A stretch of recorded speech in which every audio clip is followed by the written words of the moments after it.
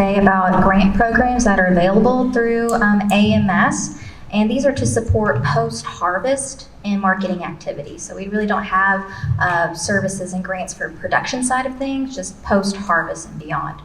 I also want to talk a little bit about our beginning farmer and rancher resources. I heard a number of folks out there are beginning farmers, so raise a hand.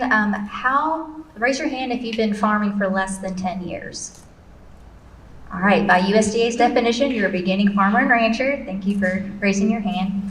My colleague, Desetti Taylor, she's the Alabama Beginning Farmer and Rancher Coordinator for the state. She was unable to join us today, but if you have not gotten in contact with her, she is the first person you need to reach out to if you have not explored USDA's programs and services for beginning farmers and ranchers. I'll be here all day, so connect with me if you would like to get her contact information. She'll just kind of help you organize and get a game plan together, what your goals are and what places you need to go to kind of navigate all the various programs that USDA has. All right, let's see here.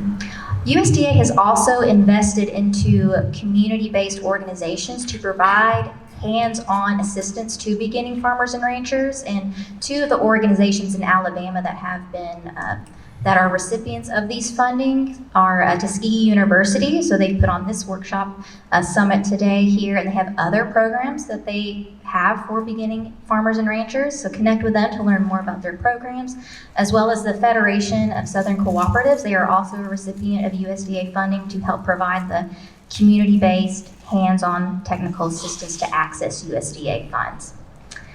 So shifting gears, I saw a lot of folks selected grants and funding for farmers for financial and resources supports.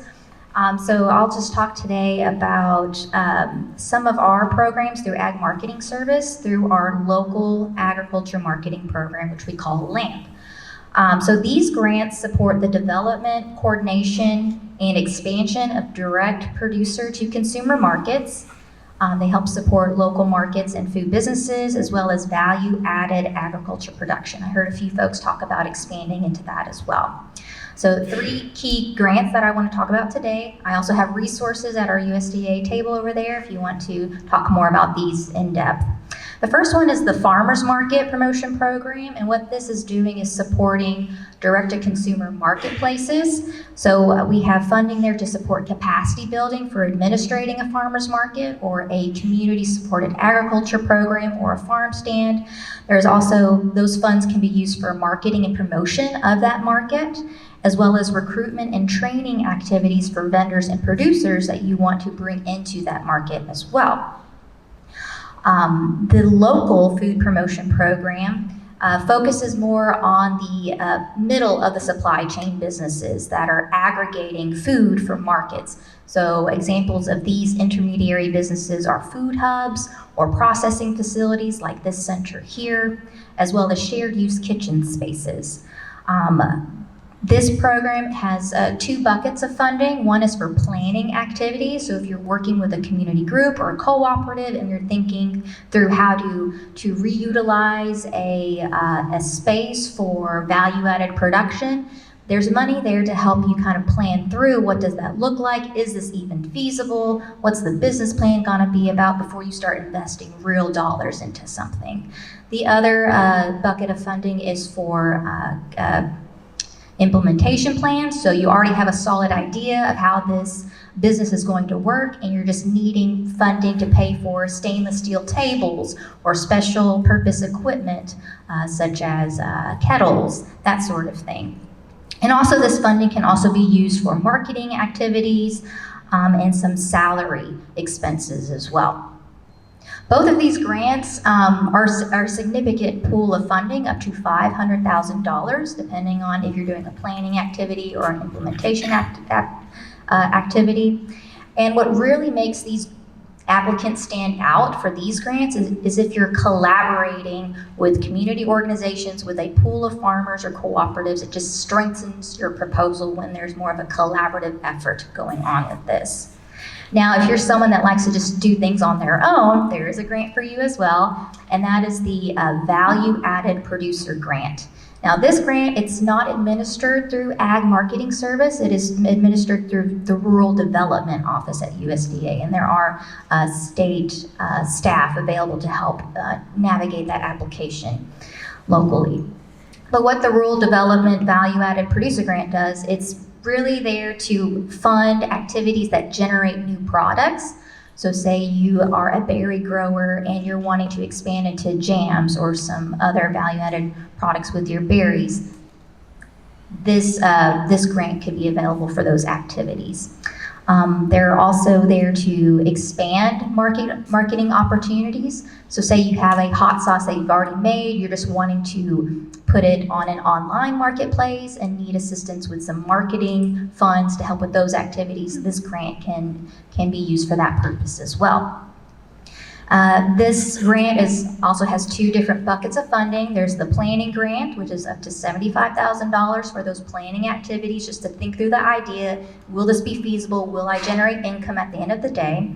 And then the other bucket is for working capital of up to $250,000 to buy your special equipment, to buy an egg washing station if you're wanting to expand your egg production venture.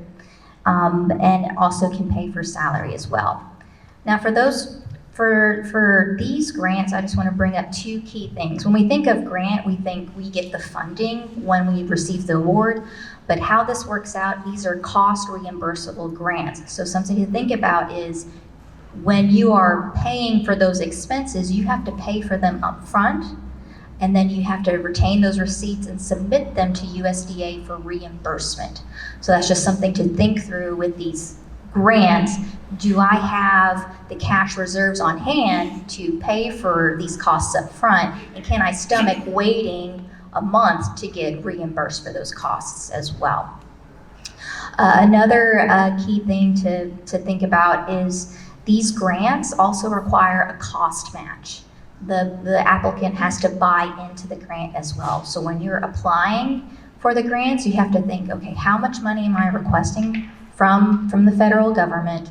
How much can I contribute? And for these grants, the farmers market grant and the local food promotion program grant, they require a 25% cost match. So if you're asking for $100,000 for that grant, you would have to contribute $25,000 as part of that application. And this can be in cash, or this can be in what we call in-kind contribution. So say you're donating your time to this. Maybe you have a facility that you're going to, instead of charging rent, you're giving that rent as an in-kind contribution for the grant. So there's various ways that you can also calculate that cost match that's not just cash on hand. So if the cost match is not feasible for your operation, there are other funding opportunities that are coming down the pipeline. We have an opportunity that will be announced through the Delta Regional Food Business Center. That can be a kind of on-ramp to help you kind of walk through what does it take to apply for federal funding. My biggest tip or can I share tips? Yeah, sure. Okay. My biggest tip for applying for these federal grants is to kind of get yourself and get your entity in the system prior to the grant being announced, because there is some legwork you have to do up front, and there is some time that it takes to get an account established within the federal government system. So first thing is get a unique entity identifier. And I have some resources to kind of help you with that. And what that is, that's just a number that the government issues just to keep track of who all's receiving funding, just to make sure no one's double dipping or getting more than they really should. That could take about 2 weeks. And then you have to apply within sam.gov to be able to receive the funding. That could take another 2 weeks. So there's a lot of things, a lot of prep work you can do up front before a grant announcement is shared, just to give you some more time with applying for a grant. At the USDA table, we have a number of other resources we can walk you through if this is an avenue you'd like to explore further. So, thank you.